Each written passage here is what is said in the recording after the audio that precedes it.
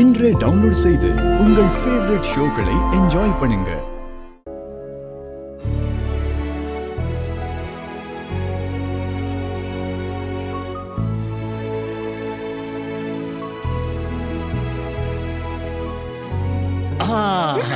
மாயா, ஏய், என்ன பண்ணிட்டு இருக்க? ஏய், விடு எவ்வளவு சீனு, நேரம் வெயிட் விடு பண்றது சொல்றேன்ல. உனக்காக? விடு சீனு, என்னடா பண்ணிட்டு இருக்க? என் பொண்டாட்டியே நான் ஆசையா கட்டி பிடிக்கிறேன். இதுல என்ன இருக்கு? டேய், இப்படி எல்லாம் பண்ணாத. ஃபர்ஸ்ட் நான் கிளம்புறேன். ஏய், நான் என்ன பண்ணேன்? எதுவும் பண்ணாதங்கற.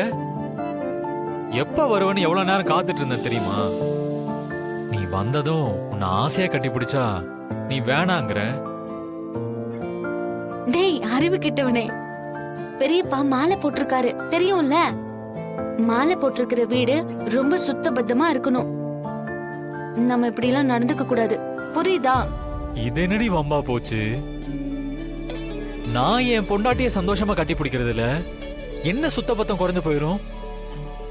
நீ வர வர ரொம்ப தான் பண்ற. என் மேல உனக்கு கொஞ்சம் கூட பாசமே இல்ல. ஏய் சீனு,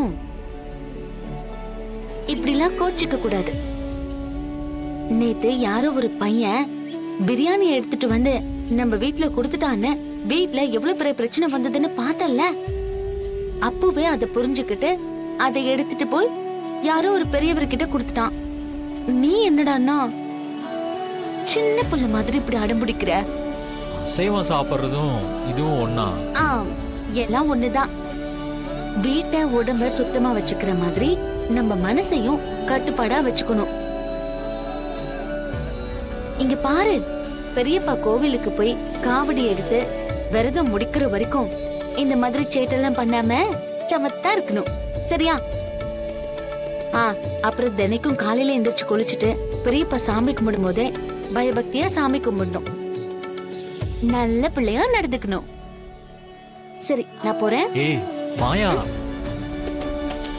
ஆஹா பக்கத்துல வந்த உன்னை உதப்பண்டா. ஆஹா இல்ல. ஏய் மாயா மாயா மாயா, என் செல்லம்ல. ஏய், கோச் இருக்குன்னு சொன்னல. ஆஹா போகாத மாயா. ஏய், போடா சீனு. ஏய்